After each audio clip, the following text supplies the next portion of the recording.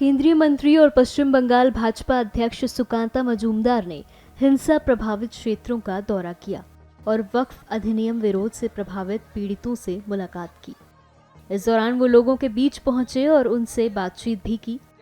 इस बीच पीड़ितों से मुलाकात के बाद सुकांता मजूमदार ने क्या कुछ कहा, सुनिए। हम भी चाह रहे हैं कि शांति प्रतिष्ठित हो, लेकिन शांति कैसे होगा? इस तरीके से शांति होगा? हर बार कुछ ना कुछ इशू होगा, दंगा होगा, पुलिस के सामने 2 हिंदू कत्ल हो जाएंगे, महिलाओं के साथ बदसलूकी होगा, महिलाओं को हाथ पकड़ के, हिंदू महिलाओं के हाथ पकड़ कर खींचा जाएगा, उन्हें ऑफर दिया जाएगा कि आप कन्वर्ट हो जाओ इस्लाम में। ऐसे शांति होगा क्या? तो ऐसे शांति हमें नहीं चाहिए। नहीं, बहुत दिनों तक रहना पड़ेगा, ऐसा हमें लग रहा है कि सिचुएशन बहुत ही खराब है।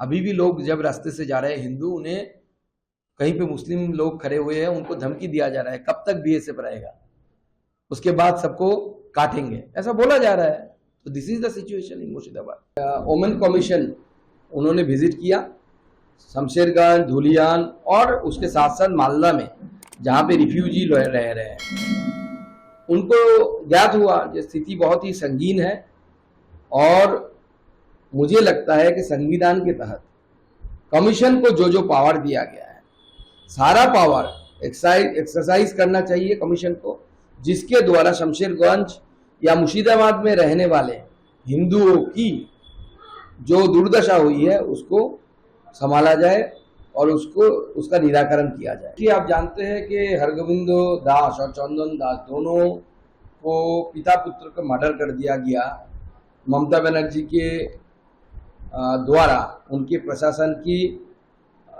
नालायकता के कारण दंगाइयों ने इनकी मर्डर कर दी।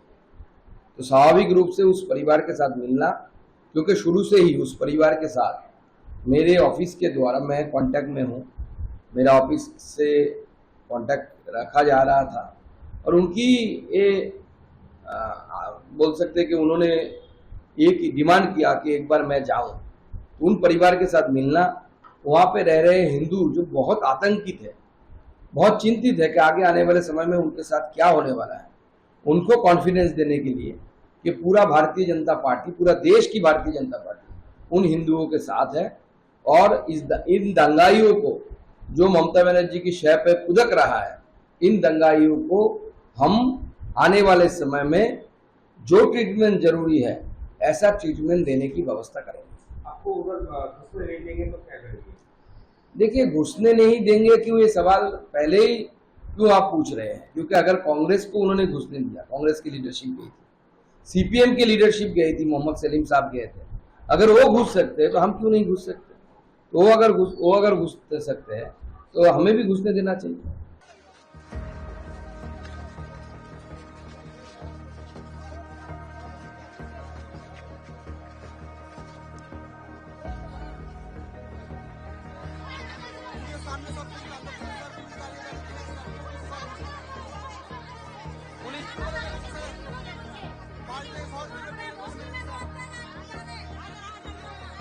ঠিক আছে, আপনাদের ক্যাম্পের বিষয়টা আমরা গিয়ে দিল্লিতে কথা বলছি, মাননীয় গৃহমন্ত্রীকে জানাবো, কিন্তু মাথায় রাখবেন ক্যাম্প দিয়ে কতদিন বাঁচবেন, আগে নিজেদের বাঁচার